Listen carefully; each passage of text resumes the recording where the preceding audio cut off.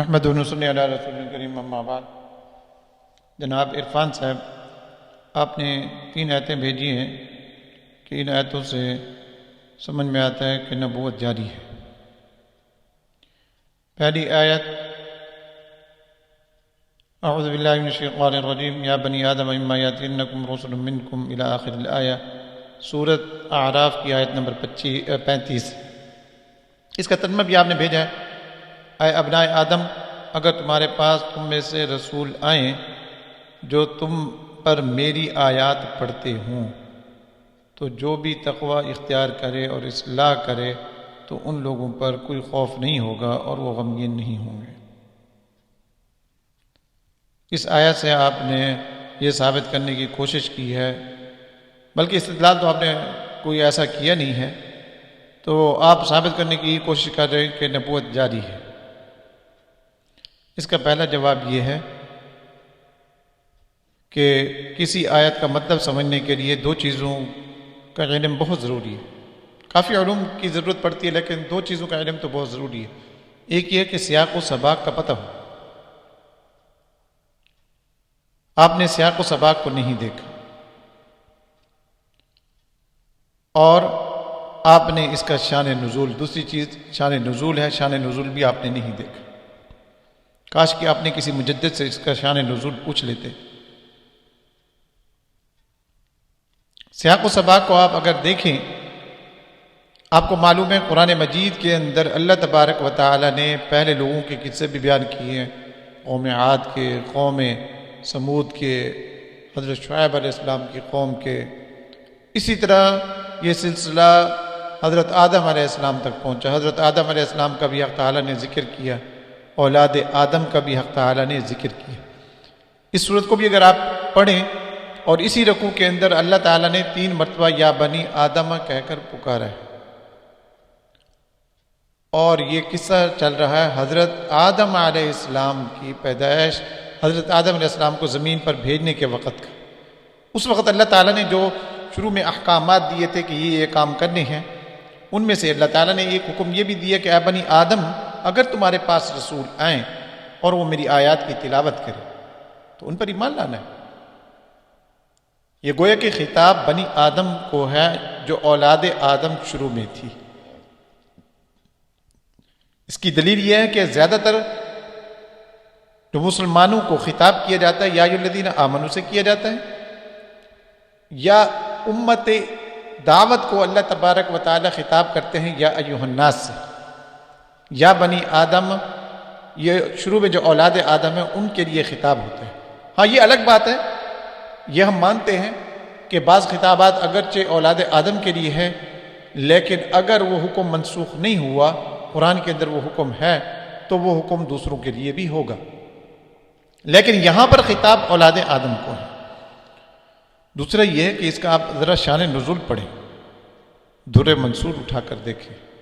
علامہ جلال الدین سیوطی کتنے بڑے مجدد ہیں مرزا غلام احمد قادیانی کے نزدیک، وہ اس آیت کی تفسیر میں لکھتے ہیں کہ یہ واقعہ حقیقت میں عالم ارواح کا ہے۔ عالم ارواح کے اندر اللہ تبارک و تعالی نے جب سب کو اپنی مٹھی میں لیا تو مٹھی میں لے کر گوئے کہ سب اولاد آدم کو اللہ تبارک و تعالی نے فرمایا یا بنی آدم اما یأتینکم رسل منکم۔ یہ پوری اولاد آدم کو اللہ تبارک و تعالی فرما رہے ہیں۔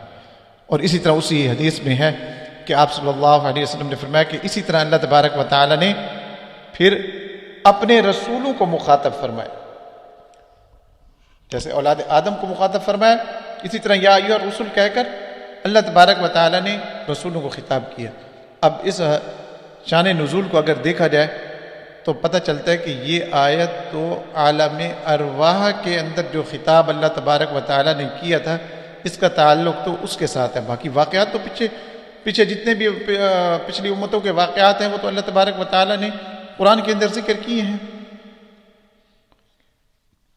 اور دوسرا جواب اس کا یہ ہے کہ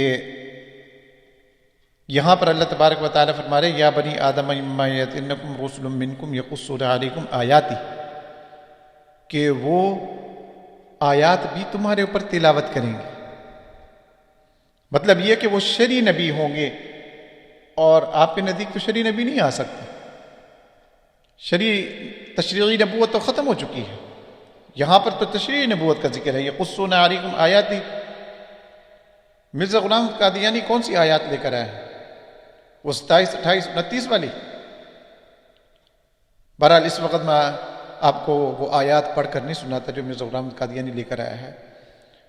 تو آپ کے نزدیک تو تشریعی نبوت بند ہے، اور یہاں تو بات ہو رہی ہے تشریعی نبوت کی۔ اللہ تعالیٰ فرما رہے ہیں کہ رسول تمہارے پاس آئیں اور وہ میری آیات کی تلاوت کریں۔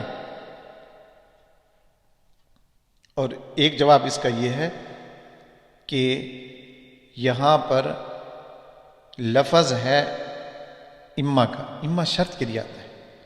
آپ کو معلوم ہے، اتنا علم تو خیر آپ کے پاس نہیں ہوگا، علم تو آتا ہے تقوی طہارت سے، اللہ سے انسان ڈرے، خشیت ہو، اللہ کا خوف ہو، قبر کی فکر ہو، تب علم آتا ہے۔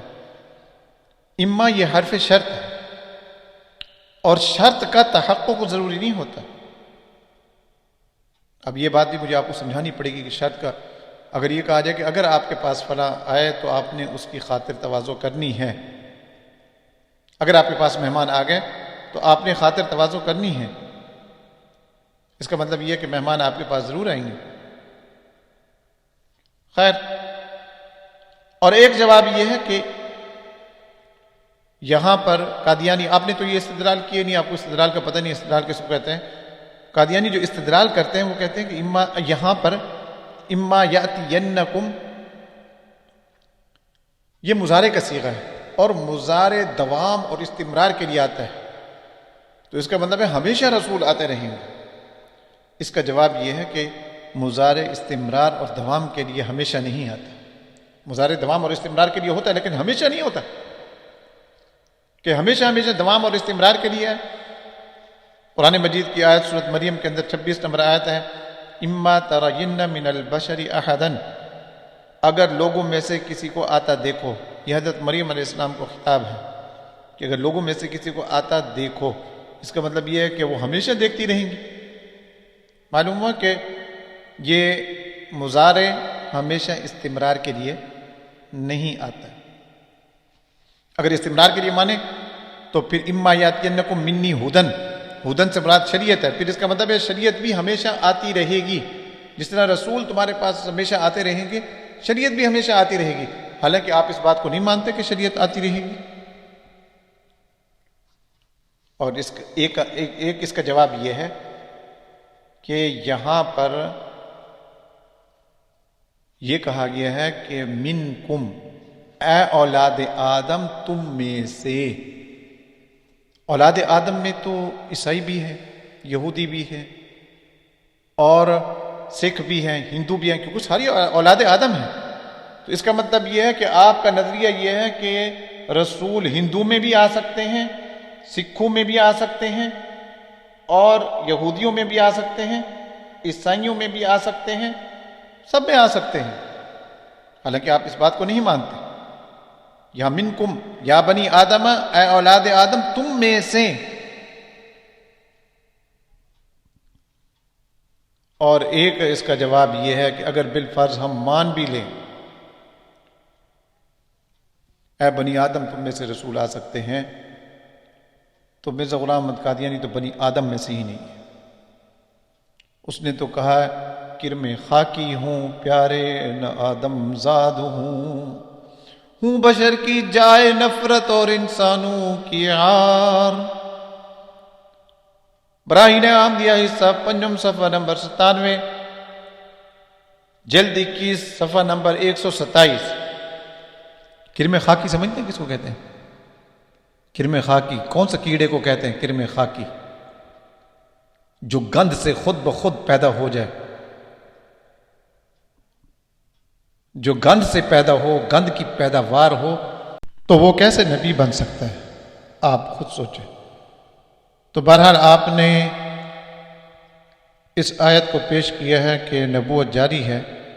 میں نے چند جوابات دیے ہیں، آپ کو سمجھ میں آیا کہ اس آیت سے نبوت کے جاری ہونے کو حق تعالی بیان نہیں فرما رہے ہیں۔ اور آپ کا دعویٰ تو یہاں سے بالکل ثابت ہو ہی نہیں سکتا، کیونکہ آپ لوگ کے نزدیک تو نبوت صرف اور صرف مرزا غلام محمد قادیانی کو ملی ہے اور آئندہ بھی کسی کو نہیں ملے گی۔ اس کی کوئی دلیل آپ کے پاس ہے؟ اگر ہے تو پیش کریں، مہربانی ہوگی، شکریہ۔